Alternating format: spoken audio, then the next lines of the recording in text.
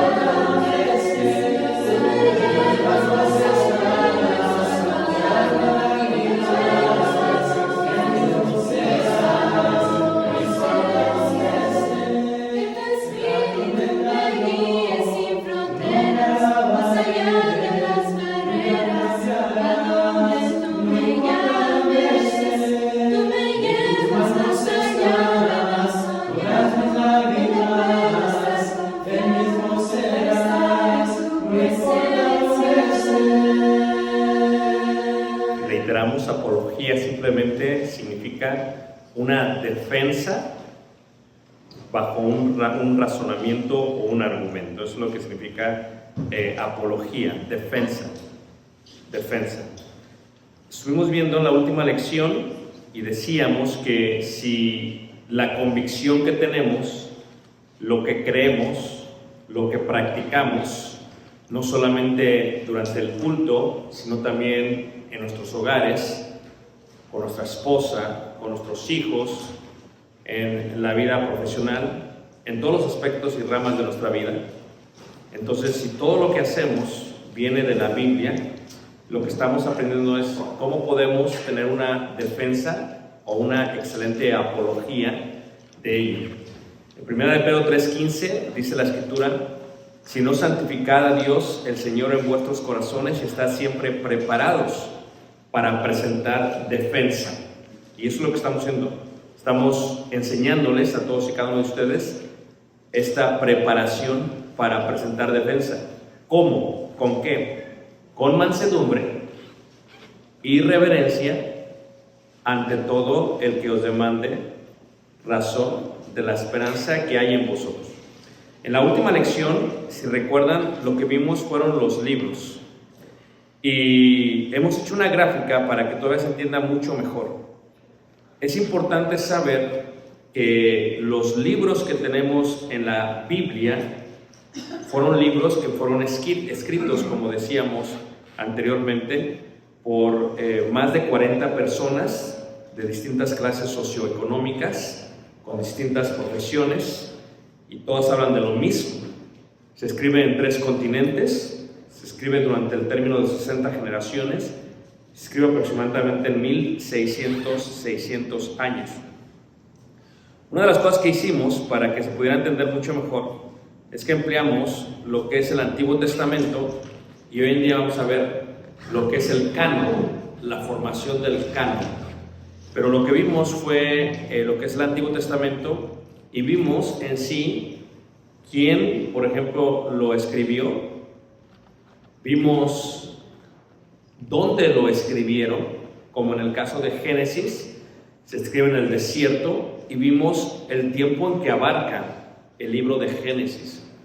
En este caso, Génesis abarca desde la creación hasta el año 1657 a.C., y el mismo fue escrito en el año 1513 a.C. Vimos también, por ejemplo, no solamente que escribió Génesis, Éxodo, Levíticos, Números y Deuteronomio, sino que también escribe el libro de Job.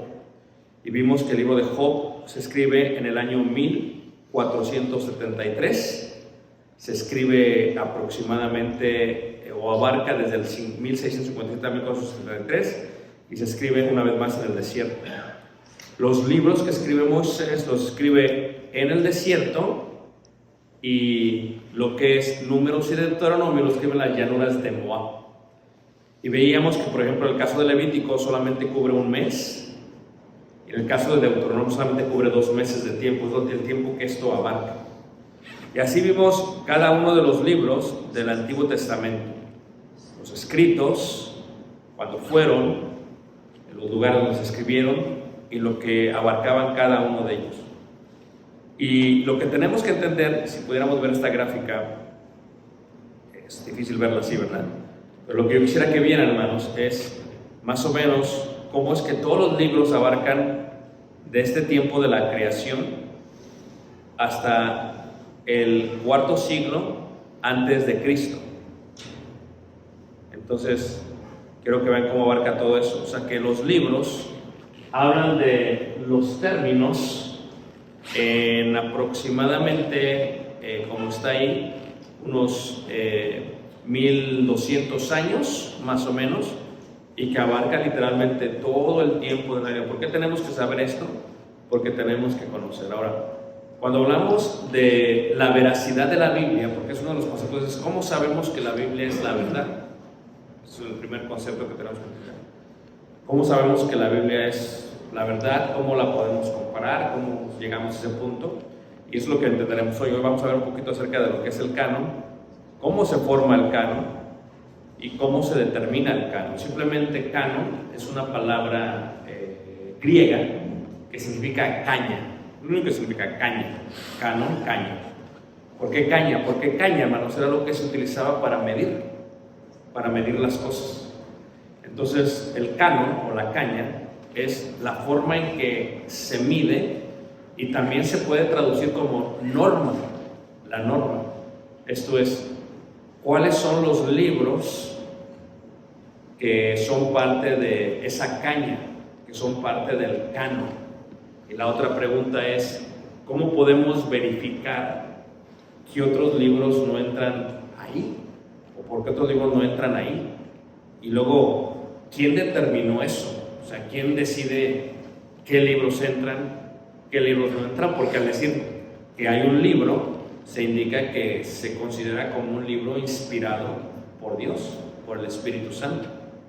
Uno de los versículos que veíamos en la última lección, me gustaría leerlo solamente, dice ahí la segunda carta de Pedro, el capítulo 1, el versículo 21, ¿verdad? Dice lo siguiente, y reiteramos, si ven aquí, es el tiempo entre la creación, y se va marcando poco a poco a través de todo el tiempo, que algunos se escriben en paralelo, algunos se escriben hay ciertos rollos que se escriben primero que otros, ¿verdad? Y algunos se escriben mucho después.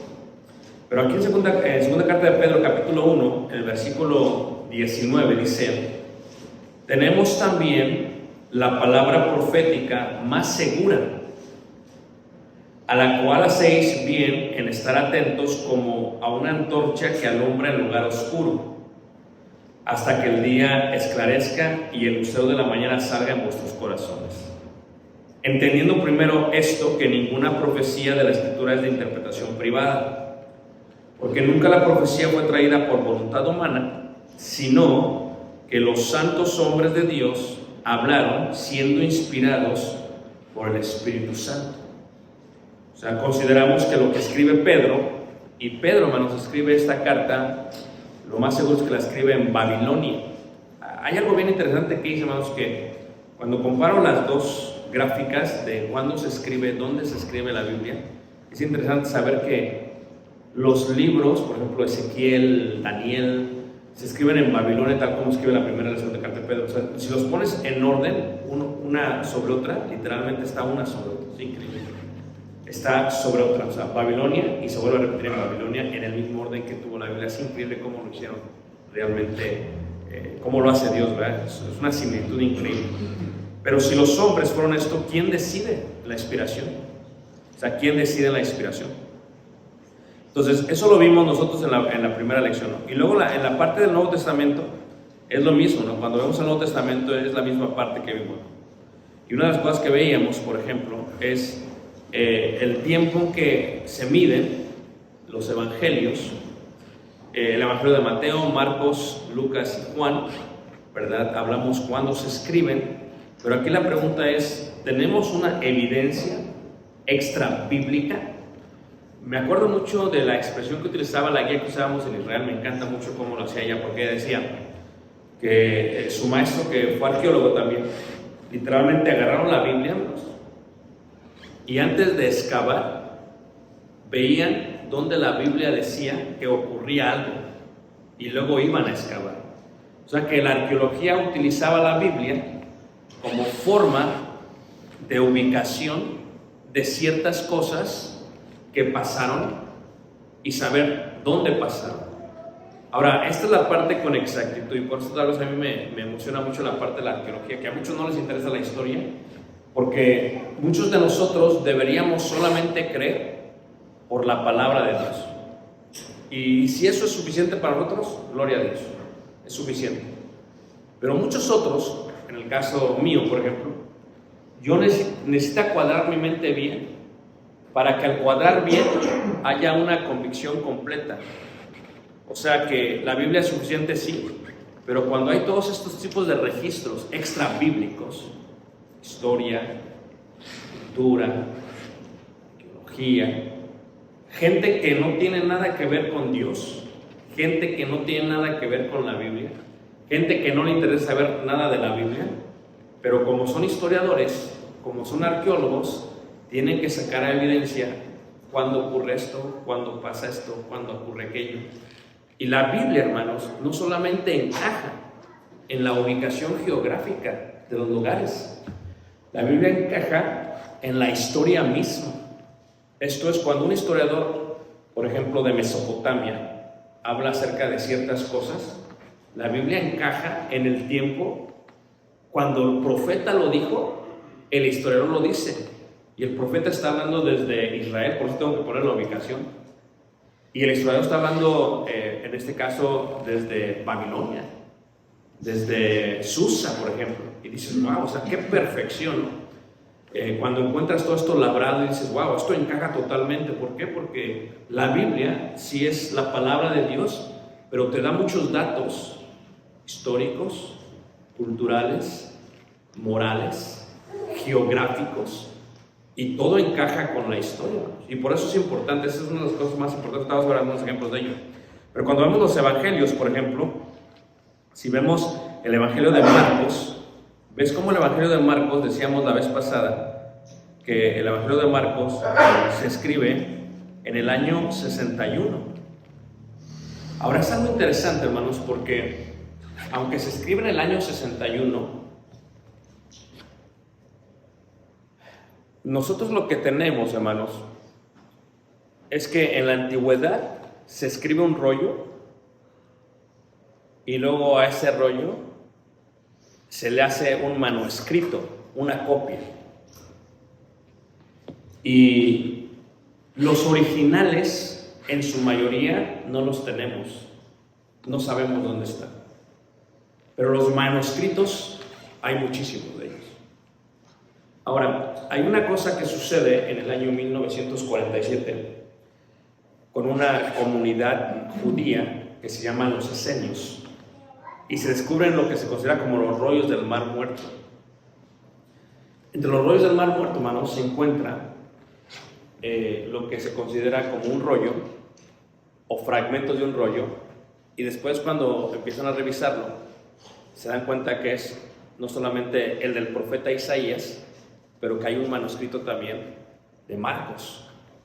Y cuando sitúan la parte, la sitúan ahí por el año 50 después de Cristo. Esto es que si se escribió en el 61, 11 años antes ya había una copia de ella. Es lo que es increíble, hermanos. Y esto solamente data a 20 años después de la muerte de Jesús. Entonces, aquí, por ejemplo, si te das cuenta tú, vemos aquí las cartas de Pablo. Fíjense la importancia de Pablo para todo.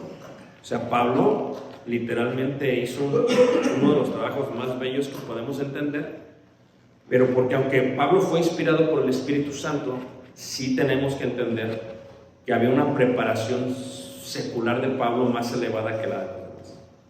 Entonces, una cosa que entendemos es, primero, todos somos miembros de la iglesia, sí, pero hay miembros que simplemente tienen una preparación más amplia que otros. Es una realidad. Y la inspiración del Espíritu Santo hizo que Pablo escribiese muchas cosas. Pero si tú te das cuenta en sus cartas, por ejemplo, las escriben entre el 55 y el 60, mira. Escribe Corintios, escribe Romanos, escribe en varios lugares.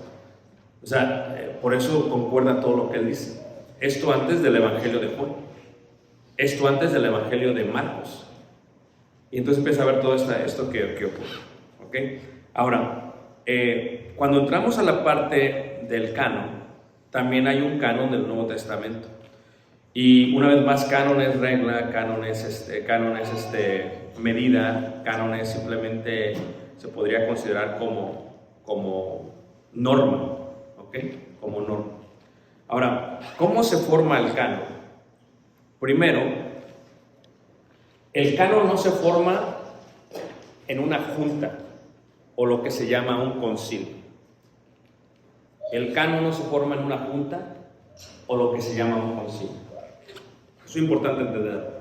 No es un grupo de personas las que van a determinar qué libros entran y qué libros no entran.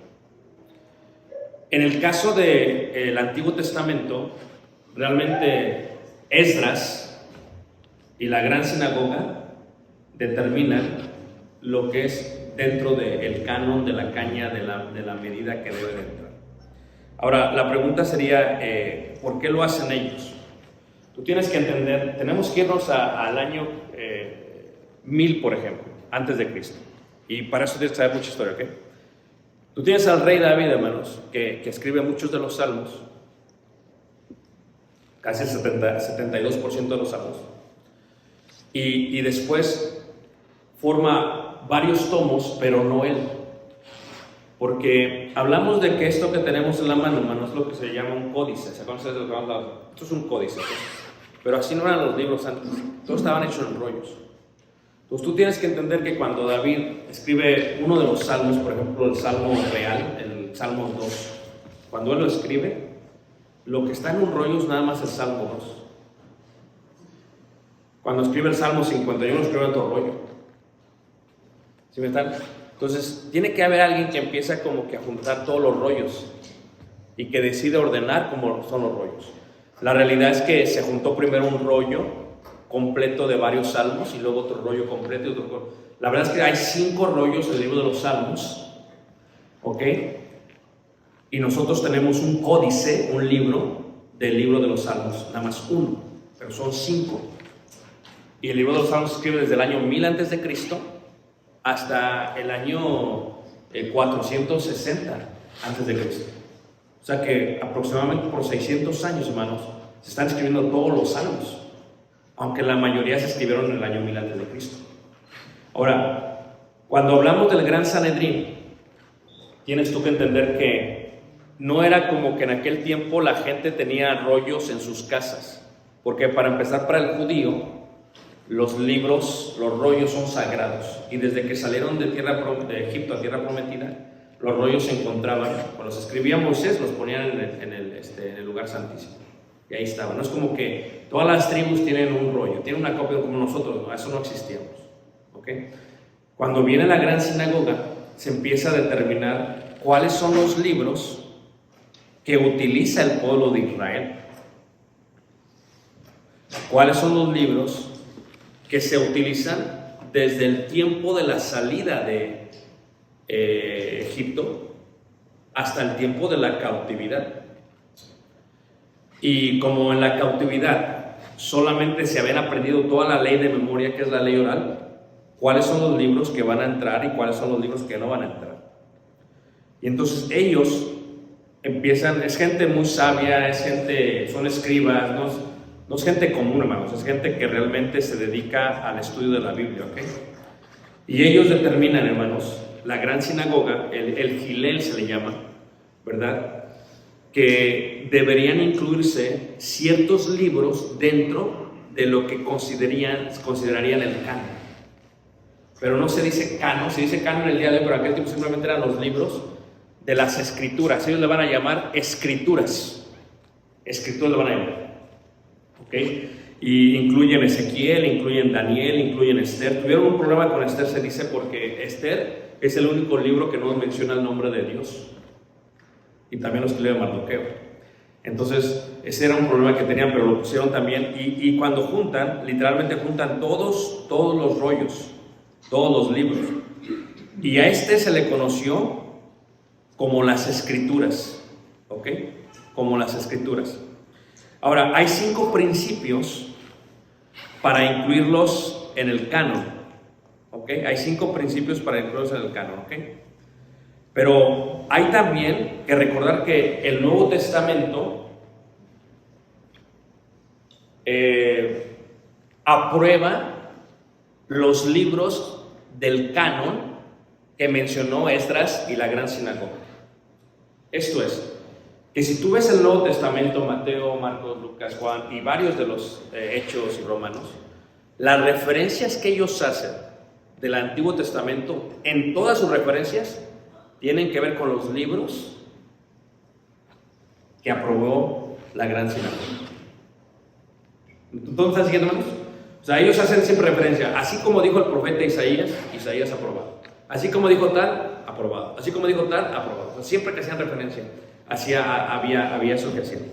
Por ejemplo, si tú ves a Jesús, él mismo aprueba esos libros como las escrituras y los separa en forma distinta. En Lucas capítulo 24, versículo 44, creemos que Jesús es Dios. ¿Están todos de acuerdo, hermanos?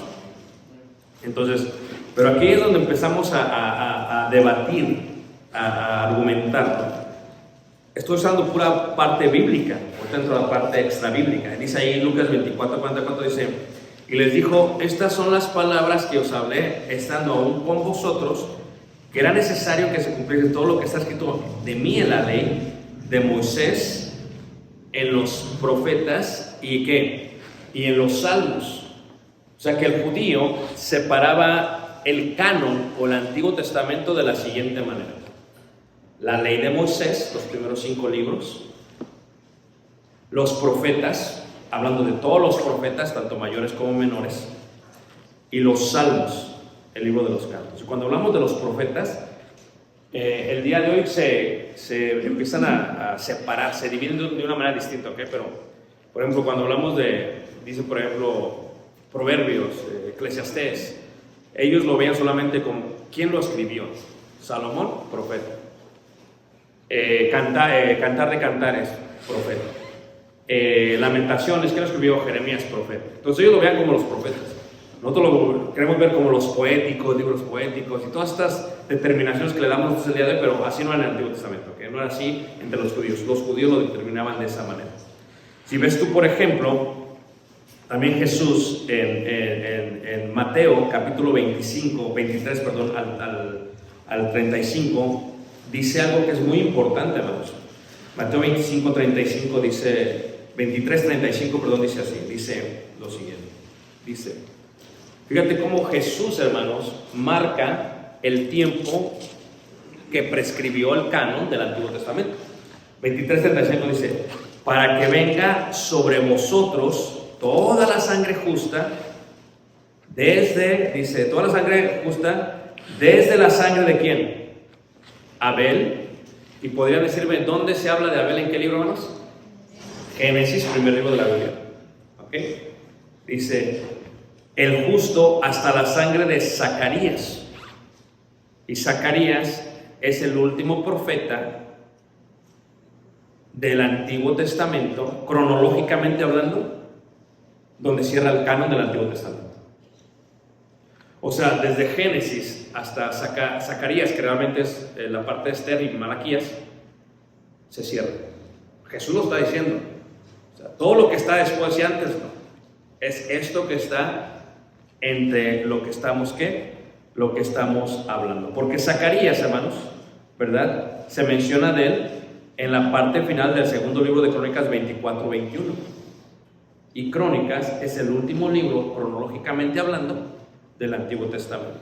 Es como si dijera Jesús, desde Génesis hasta Malaquías para nosotros. Pero al decir desde Abel hasta Zacarías, está mencionando todo ello. ¿Levanten la mano que me está siguiendo, hermanos? ¿No los he perdido? Ahora, cuando vemos las partes extra bíblicas, es esto, ¿ok? Por ejemplo, los historiadores lo que hacen es que hay gente que no tiene nada que ver con la Biblia, que no le importa la Biblia, y que da datos históricos, ¿ok? Lucas, siendo un médico, habla de datos históricos en su evangelio, en el libro de Hechos, y por eso era un médico, o sea, es detallista, ¿no? Tú lo puedes ver en una clase bíblica. Aquí de nosotros somos que dan clases bíblicas, ¿ok? Hay hermanos que dicen, muy buena clase bíblica, pero hay gente que es detallista. Esa parte que está haciendo Lucas, hermanos, es una parte que tiene que ver con la historia. Josefo, por ejemplo, fue un escritor judío que fue manejado bajo los romanos, y él escribió desde el segundo siglo antes de Cristo hasta la destrucción del templo. Y esto es extra bíblico, son libros que no tienen que ver con la Biblia, pero que hablan de los sucesos históricos para que Roma tuviese en una forma ordenada lo que había pasado. Y él dice lo siguiente, dice, desde Artajerjes hasta nuestro tiempo, todo ha sido registrado, pero no ha sido considerado digno del mismo crédito que lo había precedido, pues la exacta sucesión de los profetas cesó. Pero la clase de fe que hemos colocado en nuestros propios escritos se evidencia por nuestra conducta, pues aun cuando ha pasado muy largo tiempo, nadie se ha atrevido a añadirles nada, a suprimir algo, ni alterarlos de alguna manera. O sea, él está diciendo literalmente, cuando sucede lo de Artajerjes, es el mismo tiempo que lo menciona el profeta Malaquías y el libro de Crónicas. Así exacto. ¿Sí me entienden lo que estoy diciendo, hermanos? En el tiempo que lo dice el profeta y que lo dice, es el tiempo que lo dice José. ¿Cómo puede ser? ¿Cómo puede ser esto? Hay otras referencias que pongo también ahí que son importantes. ¿Ok? Ahora, cuando hablamos de los principios para incluir en el canon, estos son principios, no es como que cuando se juntó Esdras, la gran sinagoga y ahora en el Nuevo Testamento dijeron, ok, estos son los principios que vamos a seguir, ¿no? O sea, es como que se da por ende que son los principios que se utilizan, aunque esos no lo pusieron como que lo que se va a utilizar. Uno de ellos es el libro autoritativo, esto es el libro que diga, así dice Jehová, así dice el Señor. Número 2, es el libro profético, esto es, fue por un profeta que hablaba por parte de Dios. Número 3, es el libro auténtico. Cuando hablamos de autenticidad, hermanos, por ejemplo, ahorita se está dando, hay una película, voy a dar un ejemplo, que hay una película muy buena que pega en Hollywood. No sé, los Juegos de Hambre, por ejemplo, los Juegos del Hambre, ¿ok? The Hunger Games, ¿ok? Pero hacen un sequel, o sea, antes de. Y luego, porque como pega tanto la película, empiezan a añadirle cosas. ¿Me entiendes? Entonces, tú tienes que pensar que en aquel tiempo, los libros de la Biblia, dentro de las comunidades, de las iglesias, era un hit. Entonces, ¿qué pasaría si alguien hiciera un libro extra? O sea, ¿qué pasaría si añadiéramos algo así? Pero hay un problema, vamos, que si el libro es escrito fuera de ese parámetro, fuera de ese tiempo, el libro ya no podía ser confiable. ¿Me entienden? Macabeos, por ejemplo, se escribe en el segundo siglo antes de Cristo, mucho tiempo después de la gran sinagoga, y se escribe en griego. La sinagoga no usaba esos libros, porque estaba fuera de, era fuera del tiempo de. el día de hoy se podría entender como el caso del libro del Mormón. El libro del Mormón se escribe hace 2 siglos y por 1800 años no se utilizó. ¿Cómo puedes decir que el libro del Mormón es inspiración divina cuando se hace 1800 años después? ¿Dónde están siguiendo, hermanos? Entonces, eso es lo que se utiliza. ¿Es auténtico? Esto es, en el caso del Nuevo Testamento, la pregunta va a ser, ¿lo utilizaban las iglesias de Cristo en el primer siglo? Era parte de su uso. Y si no lo era, entonces lo tenemos que aceptar como tal. Y la otra parte es, concuerda lo que dicen los apóstoles. Va de la mano con lo que dicen los profetas. Porque si no va de la mano, hay algo cuestionable. También algo importante era si el libro podía hacer un cambio en la gente. Si la carta, si el libro hacía un cambio en la gente. Esa es la evidencia más grande que tenemos. Que este libro nos haya cambiado a nosotros. ¿Ok? Y la otra parte es, ¿fue recibido por ellos? ¿Fue recibido por los miembros? ¿Sí o no? ¿Ok? Levanta la mano, ¿me está siguiendo, hermanos? Okay. Ahora, con esto nace algo nuevo. Y lo que nace, y vamos a hablar de ello, porque lo tienen que saber, nace como lo que se llama apócrifa. Apócrifa es un término que simplemente significa escondido u oculto, es lo que significa. Apócrifa. Y apócrifa es, como le decía yo, se escribe, por ejemplo, el libro de Isaías, se escribe, por ejemplo, el libro de Ezequiel, se escribe, por ejemplo, el Evangelio de Marcos. Pero viene siempre esta pregunta, oye, ¿y por qué los otros 12 apóstoles no escribieron? Y si lo escribieron, ¿dónde están? Y si están, ¿cómo son? Pero ese es el punto, hermano. Cuando lo escriben, cuando se escribe, determina un estilo de escritura. Esto es, si tú oyes un sermón de alguien en los años 50 y un sermón en el siglo XXI, el día de hoy, hacemos referencia a medios, a internet, Facebook. Entonces, dentro del contexto de un sermón se hacen referencias de ciertas cosas. Eso sitúa el sermón en un tiempo determinado. Por ejemplo, a veces uno está predicando y dice, es que como pasó ayer en las Torres Gemelas, automáticamente situaría mi sermón en el año 2000, ¿qué? 2001, el 12 de septiembre del 2001. Esas expresiones sitúan las cartas y los libros. Apócrifo es todo aquello que simplemente no utilizaba la iglesia primitiva y no utilizaban ni las sinagogas ni el pueblo de Israel. Es lo que es apócrifo. ¿Por qué? Primero, porque había muchas inexactitudes dentro del libro. Por ejemplo, si tú lees el libro del Corán, el libro musulmán, hermanos, yo lo he leído, el del Islam, hay muchas inexactitudes en todo el libro. Habla del tiempo de Noé en un tiempo que no debe hablar. O sea, lo pone en un tiempo contrario, cuando el tiempo de Noé fue en cierto tiempo. Y dices, aquí empieza a ver las inexactitudes. ¿Por qué? Porque o la persona que lo escribe no se documentó bien, o simplemente se la inventó. Y si se la inventó, ¿cómo se puede tomar como un libro bíblico? Otra cosa, enseñaban falsa doctrina o fomentaban prácticas que eran contrarias a las Sagradas Escrituras. ¿Ok?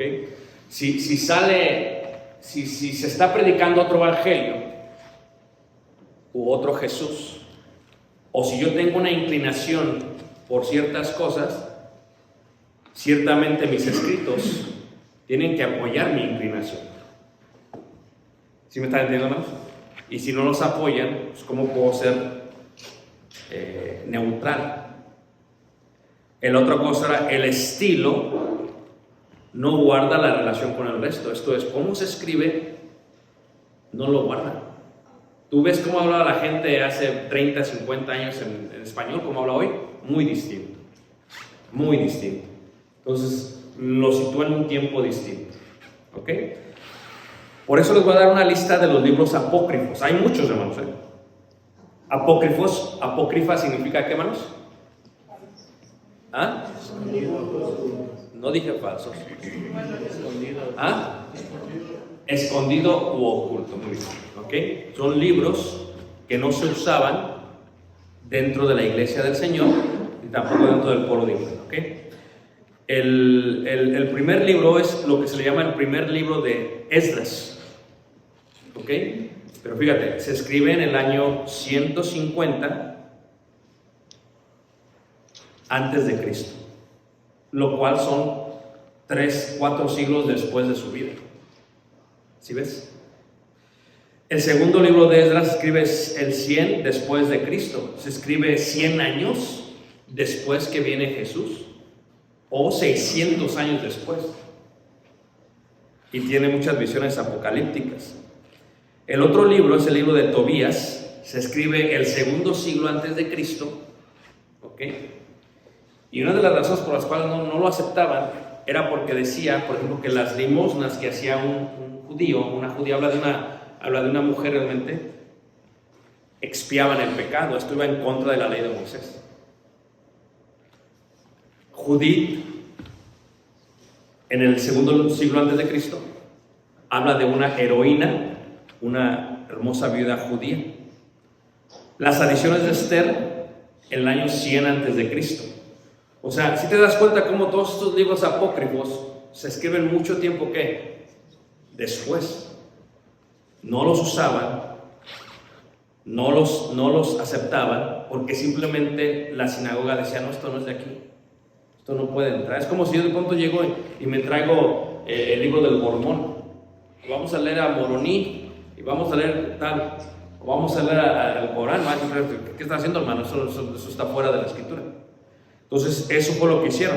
En el libro doy la sabiduría de Salomón, la sabiduría de Sirac, Baruch, el libro de Daniel 13, el libro de Daniel 14, la oración de Manasés, el primer libro de Macabeos, y de entre estos, les decía yo que los coloca la Iglesia Católica. Pero fíjate tú que la Iglesia Católica, hermanos, los coloca, pues esto lo puse, déjame ver aquí, los coloca ahí por el año 1300 después de Cristo. O sea que si tuvieras una Biblia católica antes del año 1300, no tendría Macabeos 1, Macabeos 2, Tobías, ni no lo tendríamos.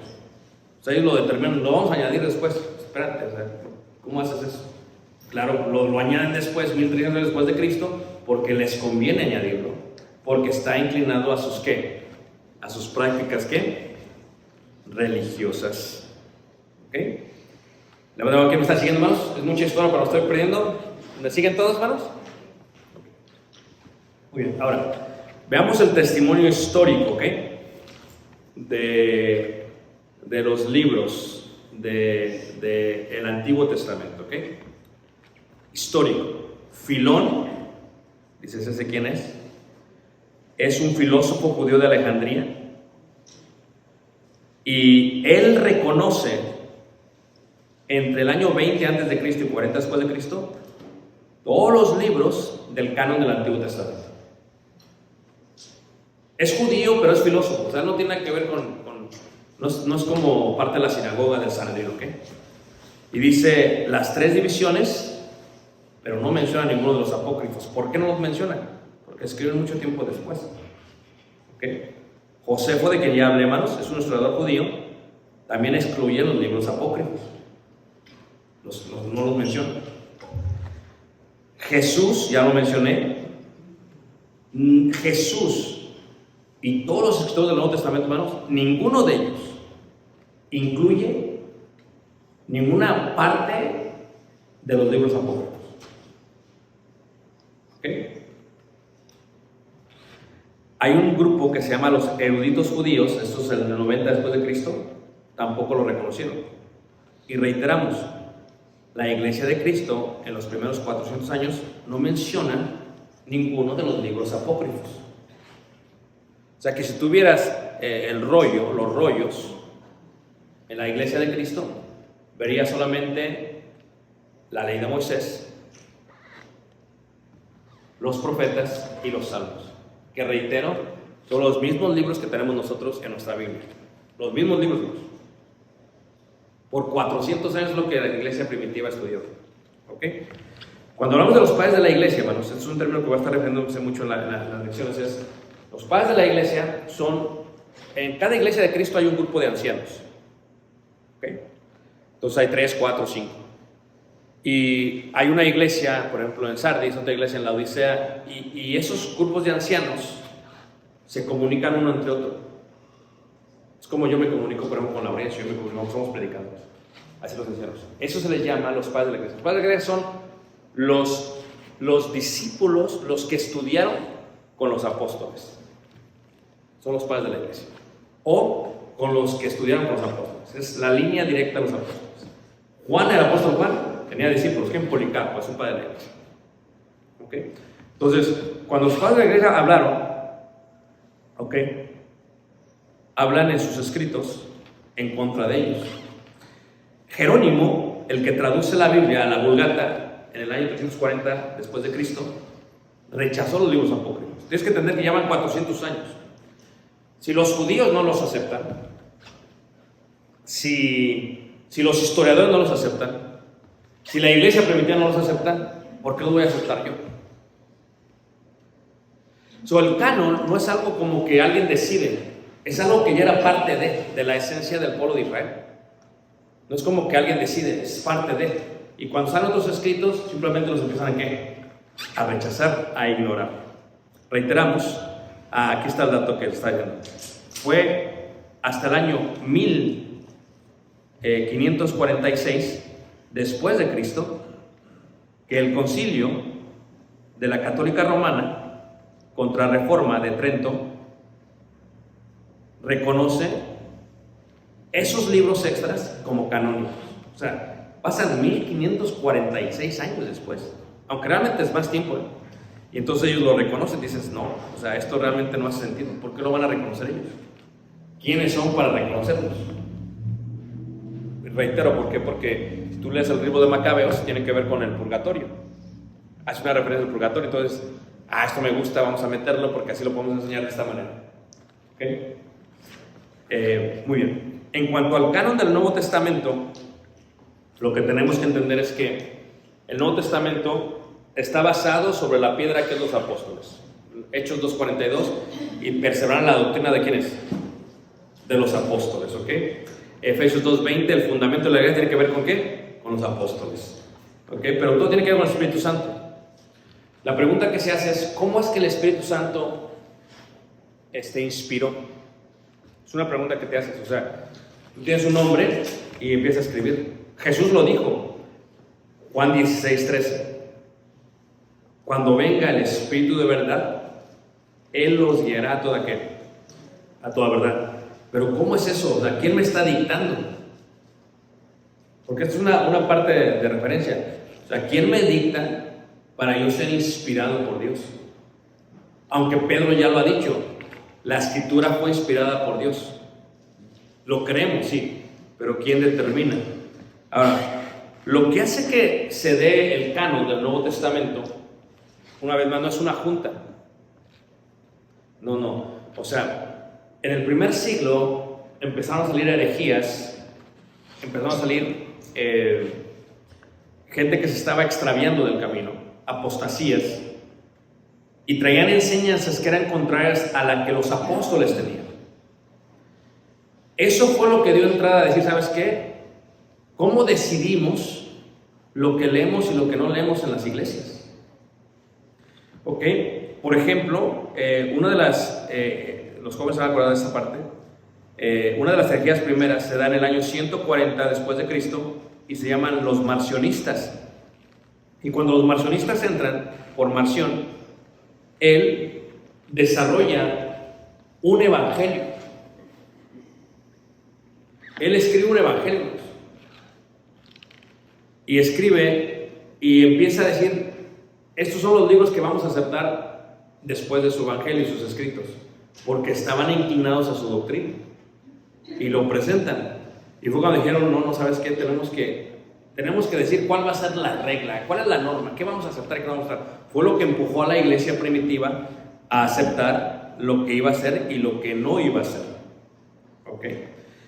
Otra parte extracurrículo, por ejemplo, Policarpo, una vez más, Policarpo es en el año 115 después de Cristo, aprendió directamente con Juan, el apóstol Juan. Policarpo es un padre de la iglesia. Clemente y otros padres de la iglesia hacen referencia al Antiguo Testamento como las Escrituras, tal y como lo vemos nosotros en nuestra Biblia, pero también mencionan eso, hermanos. Mencionan en su lista, en su carta, dicen 3 de los evangelios, Hechos, Romanos, 1, 2 de Corintios, Gálatas, Efesios, Filipenses, 2 de Tesalonicenses, 1 y 2 de Timoteo, Hebreos, 1 de Juan y una de la 1 de Pedro. ¿Qué está diciendo? Ellos dicen, ¿sabes qué? Estos son los libros que leemos nosotros. Y esto es lo que se lee en las iglesias. ¿Ok? Justino Mártir, una vez más, otro padre de la iglesia, indica y dice, y en el día llamado domingo se efectúa en cierto lugar una reunión de todos los que viven en ciudades o en el campo, y se lee en memoria de los apóstoles o los escritos de los profetas, según el tiempo lo permite. Luego, cuando el lector ha cesado, el presidente presenta consejo y la invitación a imitar estas buenas obras. Ireneo dice lo mismo, habla de la evidencia y dice así: la importancia de la evidencia yace en su vinculación con la edad apostólica y en sus asociaciones ecuménicas. Criado en Asia Menor, a los pies de Policarpo, el discípulo de Juan, llegó a ser obispo de Lyons, en Galia, y sus escritos confirman el reconocimiento canónico de los 4 evangelios, los Hechos, Romanos 1, 2 de Corintios, y empieza a dar toda la lista. Esto es, estás hablando de gente, hermanos, que estudió con los apóstoles. Ellos dicen, ok, estos son los libros que se usan en la iglesia. O sea que la iglesia de Cristo, cuando usaba las cartas, que eran rollos todavía, porque no eran códices como esto, decían, ¿qué cartas tienes tú? Pues tenemos esta. Y era el Nuevo Testamento, los 27 libros tal como lo tenemos. No fue como que se juntaban, no, estos van a ser, no. O sea, sí dijeron, bueno, ¿cuáles ya no vamos a aceptar? Sí dijeron eso, pero se fue dando eso poco a poco. Ahora lo mismo hace Ignacio, en el año 50 al 115, no deseo ponerte un mandamiento como lo hicieron Pedro y Pablo, ellos eran apóstoles. Y él mismo coloca versos de Mateo, de Juan, de Romanos. O sea, él utiliza versos de los apóstoles para dar, ¿qué? Su enseñanza. Cuando vemos el testimonio de los padres de la iglesia, hermanos, esto indica que estos eran los que se consideraban. Pero, escuchen bien, hermanos, hay otros escritos que hacen ellos. Es como yo hago un sermón y coloco y lo hago en una hoja. Pero lo que yo estoy haciendo es copia de lo que me dijeron, el original. Mi sermón fue basado en eso. Mi sermón no se puede considerar como inspiración divina, porque mis sermones hablan de lo que ya dijeron ellos. Yo me tengo que sujetar a lo que ellos dijeron. ¿Dónde están siguiéndonos? Eso es lo que tendríamos que hacer, o eso es lo que se tiene que hacer. Pero reitero, muchos dan testimonio dentro de ese tiempo de ello, de lo que había sucedido, de lo que había pasado. Creo que ya se me está acabando el tiempo más, ni me di cuenta del tiempo. Hay libros apócrifos también del Nuevo Testamento. Por ejemplo, está la epístola de Bernabé, pero se escribe en el 70-79, la epístola de Corintios, se escribe en el 96 después de Cristo, la epístola de Clemente en el 120, la del pastor de Hermas. Todas estas ya las he leído yo, ¿okay? La epístola del Didache, ¿okay? Se escribe en el 120, el Apocalipsis de Pedro, se escribe en el año 150 después de Cristo. Dice, espérate, si ya se murió Pedro, ¿cómo que tiene un Apocalipsis? ¿ok? Se escribe el Evangelio de Marción, de los que yo le decía, lo escribe en el año 150, dice también no vamos a ser parte de él, no. Los Hechos de Pablo, 170, la Epístola de la Odisea, el Evangelio de Hebreos, el Evangelio de Pedro, el Evangelio de Judas, el Evangelio de Santiago, hay el Evangelio hasta de María, hermanos. Levante la mano, ¿quién nunca había escuchado de eso, hermanos? Bueno, por eso he dado esta clase. O sea, ¿cómo determinas qué sí y qué no? ¿Fue apostólico? ¿Concuerda?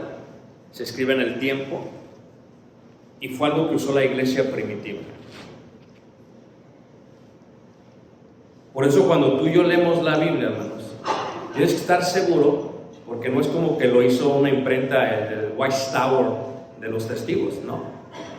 Esto es totalmente confiable, porque es una traducción de una copia de lo que se usaba en la iglesia primitiva. Cuando decimos que somos la iglesia de Cristo y que nosotros estamos siguiendo la doctrina de los apóstoles, a veces no lo entendemos, pero lo que tú crees viene de esto. Cuando dices Corintios, lo decimos a la ligera, pero fue importante, porque esta es nuestra regla, este es nuestro canon, es como lo que vivimos, lo que decimos, está aquí. Todo lo demás está fuera de. Si Dios permite, en la próxima lección veremos la parte de arqueología, que es impactante, porque vamos a situar que cuando Lucas escribe esto, lo escribió tal escritor. Cuando se encuentra esto, tal. Y quien hace el trabajo solamente fue Napoleón Bonaparte cuando llega a Egipto. Porque reitero, llega a Egipto, hermanos, y empieza a excavar todo y empieza a encontrar todo lo que decía la Biblia. O sea, tú tienes que pensar, hermanos, antes de eso, nunca había sido allá, quién sabe si existe. Porque ustedes creen en un Jesús y en una tierra que nunca han visto sus ojos. ¿Todos de acuerdo, hermanos? Pero ¿qué pasa cuando la ves? Imagínate tú, ¿qué pasa cuando estás ahí donde dice Magdalena, o Corazín, o estos lugares, y los ves y dices, oye, y estos son lugares que se han hecho estudios y que datan al tiempo de que cuando la Biblia lo dijo. Entonces, ya no es causa de lo creo nada más porque está aquí, sino porque gente que no cree en Dios determina que eso existió en el tiempo que Dios dijo que existió. Y entonces ya hay una evidencia más grande que la que podemos nosotros ver. ¿Okay?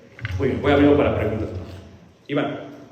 Hay varios libros que mencionaste apócrifos del Nuevo Testamento, aunque no son canónicos, los usamos,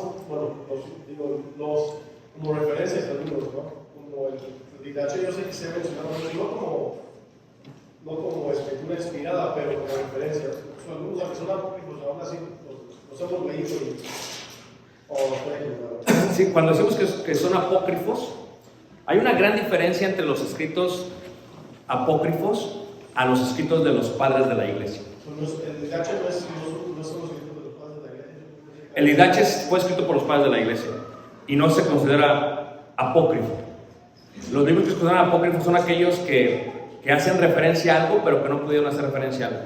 El Didache solamente habla acerca de las prácticas de la iglesia después de los apóstoles, cómo practicaban ciertas cosas. Como apócrifo, ¿verdad? Que la gente piense que es un libro como los demás, ¿no? Que de repente como dicen, Sí, los escritos que hicieron los padres de la iglesia, ellos nunca dijeron estos son libros del Nuevo Testamento, nunca dijeron eso, pero escribieron y se pueden usar como referencia, pero no como doctrina. ¿No? Esto es lo que hacemos que practicamos. Preguntas, hermanos. Hermano Jaime.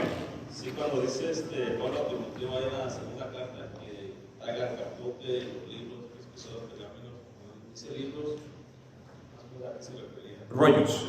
Sí, estos así. Rollos.